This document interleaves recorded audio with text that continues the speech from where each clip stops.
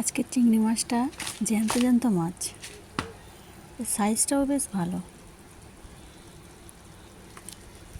তো এই জ্যান্ত চিংড়ি মাছ দিয়ে একটা রান্না করে দেখাবো।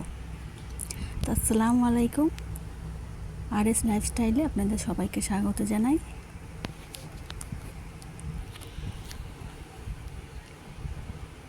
এই যে আমি চিংড়ি মাছটা ভালো করে বেছে নিয়েছি, তার সঙ্গে আলু পেঁয়াজ দিয়ে আর মশলাগুলো আমি দিয়েছি। এই যে লঙ্কার গুঁড়ো, হলুদ গুঁড়ো, লবণ, ধনের জিরে গুঁড়ো, কাঁচা লঙ্কা দিয়েছি আর একটু সরষের তেল আমি দিয়েছি। দিয়ে একসঙ্গে ভালো করে মেখে নেব। তো এই রান্নাটা বেশ খেতে বেশ দারুণ লাগে। ফুরুলি দিয়ে রান্না চিংড়ি মাছ।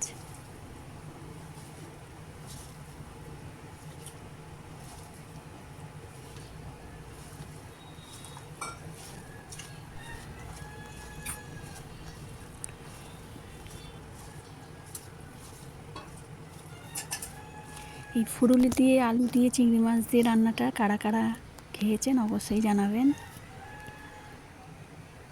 আর যদি না খেয়ে থাকেন একবার অবশ্যই রান্না করবেন। তো আমার সব মশলা মাখানো কমপ্লিট। তো আমি এবার এর মধ্যে পানি দিয়ে দেবো। দিয়ে একটু ফুটে গেলে আমি ফুরুলিগুলো দিয়ে দেবো।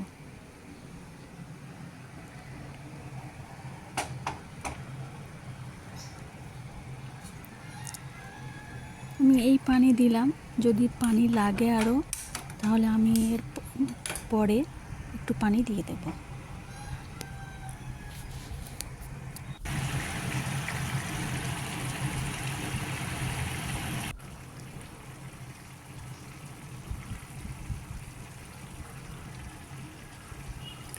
এই যে তরকারিটা ফুটেও গেছে। এবার দেখো আমি ফুরুলিগুলো কেমন একটু ভেঙে ভেঙে দিচ্ছি, নাহলে এর ভিতরে মশলাগুলো যাবে না, তার জন্য আমি একটু ভেঙে ভেঙে দিয়ে দিচ্ছি। দেখো রান্না আমার কমপ্লিট আর আমি তৈরিও করে নিয়েছি।